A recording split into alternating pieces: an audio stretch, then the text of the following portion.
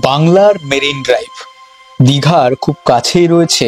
এক পাশে সবুজ ম্যানগ্রোভ বনানী, অন্য পাশে বঙ্গোপসাগরের উপচে পড়া ঢেউ, তারই মাঝে লম্বা প্রায় 30 কিলোমিটার সুন্দর শৌলা মেরিন ড্রাইভ, যেখানে একবার এলে আপনারা একই সাথে শঙ্করপুর, তাজপুর, মন্দারমণি কম খরচায় স্বল্প সময়ে ঘুরে নিতে পারবেন। দীঘা বেড়াতে আসলে এই জায়গাটা না দেখলে দীঘা ভ্রমণ কিন্তু এখন অসম্পূর্ণ থেকে যাবে। এই হচ্ছে দ্য গেটওয়ে অফ দীঘা। আমরা এখন চলেছি মেরিন ড্রাইভ, দীঘার মেরিন ড্রাইভ। এই দেখুন কত সুন্দর।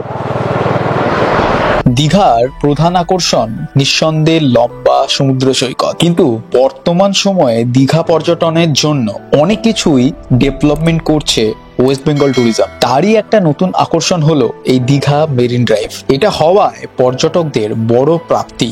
সমুদ্র সৈকতের পাশ দিয়ে দীঘা থেকে কাথি প্রায় 30 কিলোমিটার লম্বা রাস্তা। এই মেরিন ড্রাইভ হওয়ার ফলে সড়ক পথে যারা দীঘা আসবে তাদের জন্য কাথি থেকে মন্দারমণি, তাজপুর, শঙ্করপুর হয়ে দীঘা ভ্রমণে একটা আলাদাই মাত্রা যোগ দেবে। যে মেরিন ড্রাইভ, সেই মেরিন ড্রাইভ কিন্তু up to Mandarmani total 20 kilometre. তবে আজকে আমরা মন্দারমণি যাব না, আজকে আমরা আপনাদেরকে দেখাবো তাজপুর পর্যন্ত, কারণ সব থেকে ভালো ভিউ কিন্তু শঙ্করপুর টু তাজপুর। এই হচ্ছে দীঘার শৌলা মেরিন ড্রাইভ। আপনাদেরকে দেখাচ্ছি ছবির মতন সুন্দর এই মেরিন ড্রাইভ। এইটা হচ্ছে শঙ্করপুর, আর ওই যে দেখা যাচ্ছে ওইটা হচ্ছে মোহনার শেষ সীমান্ত। দূরে কিছু কিছু ট্রলার দেখা যাচ্ছে, আর এই হচ্ছে দেখুন মেরিন ড্রাইভ।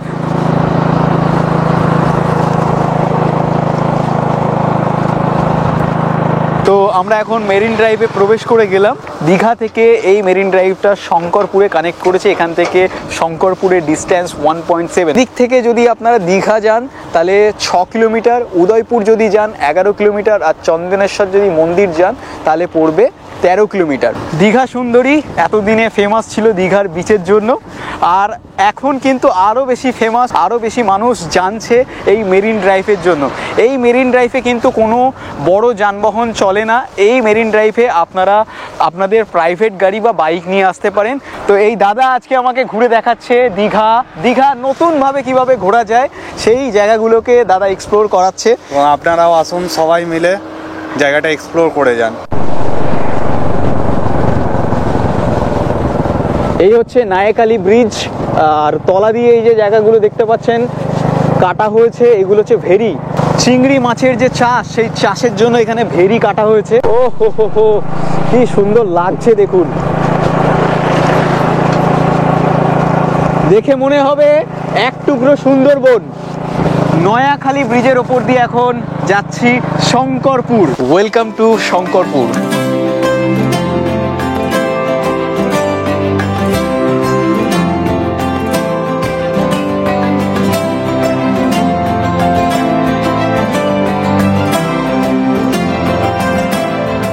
শঙ্করপুর দীঘারই একটা পার্ট। শঙ্করপুরেও আপনারা আসতে পারেন, ঘুরতে আসতে পারেন। যদি মনে করেন না শঙ্করপুরে আপনারা আলাদা করে ডে আউটিং করবেন, সেটাও করতে পারেন। যদি মনে করেন শঙ্করপুরে একটা দিন এখানে স্টে করবেন, এখানে শঙ্করপুরে অনেক ভালো ভালো রিসর্ট হোটেল আছে, সি ভিউইং হোটেল আছে, হ্যাঁ, সেখানেও থাকতে পারেন। আজ থেকে 2-3 বছর আগে যখন শঙ্করপুর এসেছিলাম তখন আমি ওই দিকটা নেমেছিলাম, আমি আর সুভাষিস ওই দিকটা নেমেছিলাম। আর এই জায়গাটা কিছুটা ওল্ড দীঘার মতো, দেখুন ওল্ড দীঘার মতো। এখানে কিছু কিছু বোল্ডার দেওয়া আছে, বেশ কিছুটা বড়। তবে ওল্ড দীঘার মতো অতটা সাজানো গোছানো না, তবে আপনারা চাইলে আসতে পারেন। আর যদি মেরিন ড্রাইভ দেখতে হয় তাহলে কিন্তু এই শঙ্করপুর টু তাজপুর সব থেকে আকর্ষণীয় জায়গা, কারণ এই মেরিন ড্রাইভটা একদম সমুদ্রের লাগোয়া। আপনাদেরকে দেখাবো পাখির চোখে মেরিন ড্রাইভ কেমন লাগে, সমুদ্র এবং রাস্তা, মানে দীঘা সুন্দরী এবং তার সঙ্গে এই সৈকত সরণি। ভোর 6টার সময় বেরিয়েছিলাম দীঘার মোহনার উদ্দেশ্যে। দীঘার মোহনা ঘুরেছি, মাছ বাজার ঘুরেছি, এখন মেরিন ড্রাইভ ঘুরছি। শঙ্করপুরে খুব খিদে পাচ্ছে, তাই সকালবেলা জলখাবার সারবো এই অম্রপালি রেস্টুরেন্টে। চলো ভেতরে যাওয়া যাক, আর কি জলখাবারে আছে সেটাও আমি আপনাদেরকে দেখাচ্ছি। শঙ্করপুরের অম্রপালি রেস্টুরেন্টে সকালে জলখাবার খাচ্ছি আমার পরিবার আর এই দাদাদের নিয়ে। তো সকাল সকাল এই লুচি, গরম গরম ফুলকো লুচি আর এই ছোলার ডাল নিয়ে নিয়েছি। খুবই রিজনেবল প্রাইস, 40 টাকা 4 পিস দেয় উইথ এই কারি। তো আপনারা খেতে পারেন। তো চলো খাওয়া দাওয়াটা করে আমরা এখন যাব মেরিন ড্রাইভের রাস্তা ধরে তাজপুর। এই শুরু হচ্ছে দেখুন শঙ্করপুর থেকে তাজপুর, শঙ্করপুর থেকে Tajpur marine drive. Marine drive আপনারা মুম্বাইয়ের দেখেছেন, মায়ানগরী, এবার দেখুন দীঘার মেরিন ড্রাইভ। সব থেকে সুন্দর হচ্ছে তাজপুর টু শঙ্করপুর, আর আমরা এখন যাচ্ছি শঙ্করপুর টু তাজপুর। দেখুন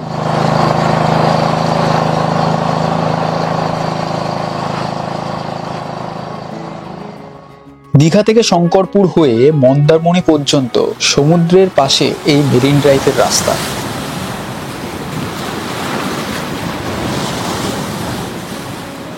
এই রাস্তার ফলে দীঘা, মন্দারমণি ও শঙ্করপুরের পর্যটক আগামী দিনে বাড়বে বলে আমার মনে হয়। শঙ্করপুর থেকে তাজপুর পর্যন্ত রাস্তা বেশ ভালো। আমরা টোটো এবং বাইকে এসেছি। তাজপুরের পর আমার আর যাওয়া হয়, বাকিটা আমার কোনো অভিজ্ঞতা নেই রাস্তা কেমন। আপনাদের কোনো অভিজ্ঞতা থাকলে আপনারা কমেন্টে জানাতে পারেন। ওল্ড দীঘা কিংবা নিউ দীঘা থেকে আপনারা টোটো বা অটো রিজার্ভ করে এই মেরিন ড্রাইভ ঘুরতে আসতে পারেন। এই মেরিন ড্রাইভ ঘুরতে আসার সঠিক সময় হলো সকালবেলা, মানে 6টা থেকে 8টা পর্যন্ত। সকালবেলা আকাশ পরিষ্কার থাকবে, ছবি ভালো তুলতে পারবেন এবং ভালো সূর্য উদয়টাও উপভোগ করতে পারবেন।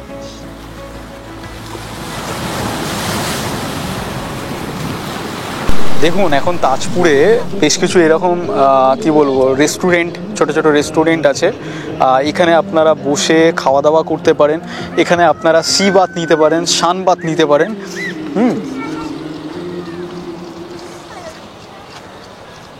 তো বিচে নামছি, আপনাদেরকে দেখাচ্ছি।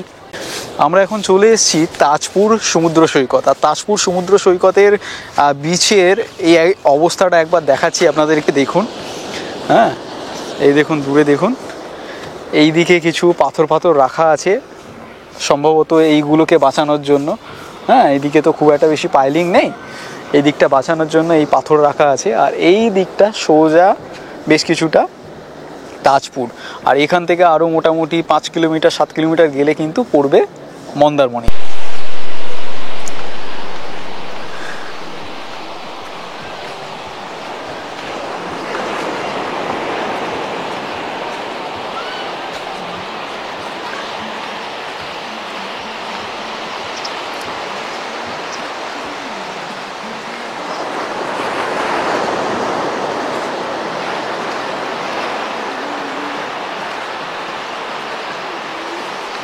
তাজপুর সমুদ্র সৈকত দেখার জন্য আপনারা আসতে পারেন, তবে আমার মনে হয় না তাজপুর সমুদ্র সৈকতটা স্নান করার উপযোগী।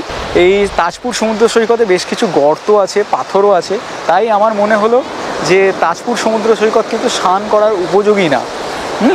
একটু ভয়ের ব্যাপার আছে। আর এই দেখুন বড় বড় ঢেউ, ওই উঠছে, জোয়ার আসছে, দেখুন দেখুন জাস্ট। ওইখানে দেখুন একটা ওয়াচ টাওয়ার আছে, ওখান থেকেও একটা ভিউ পাওয়া যায়, তবে ওয়াচ টাওয়ারটা কিন্তু এখন পুরো বন্ধ।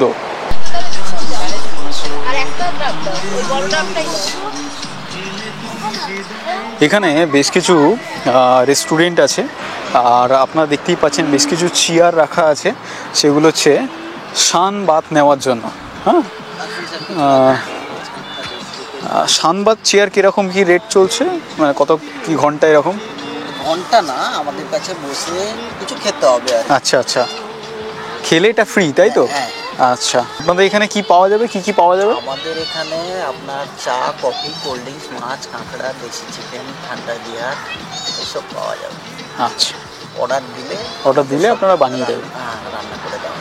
আচ্ছা, দেখুন এনার দোকানের নামটা দেখিয়ে দিলাম, মা বাসুলা হোটেল অ্যান্ড রেস্টুরেন্ট, এই হচ্ছে দোকানের ওনার।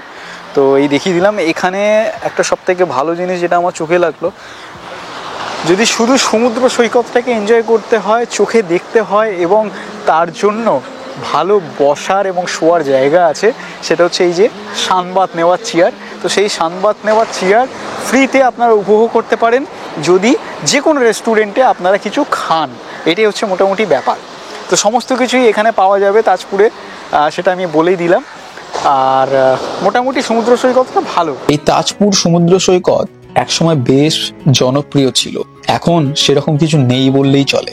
তবে ভবিষ্যতে যদি এখানে পোর্ট বা সরকারি কিছু ইকো ট্যুরিজম প্রপার্টি হয়, তাহলে হয়তো তাজপুর জায়গাটা নতুনভাবে মানুষের ভালো লাগবে। যাই হোক, ভিডিওটা এতক্ষণ দেখছেন মানে নিশ্চয়ই আপনাদের ভালো লেগেছে। আর ভালো লাগলে শেয়ার করুন আপনাদের বন্ধুদের সাথে যারা দীঘার মেরিন ড্রাইভ এখনো দেখেনি।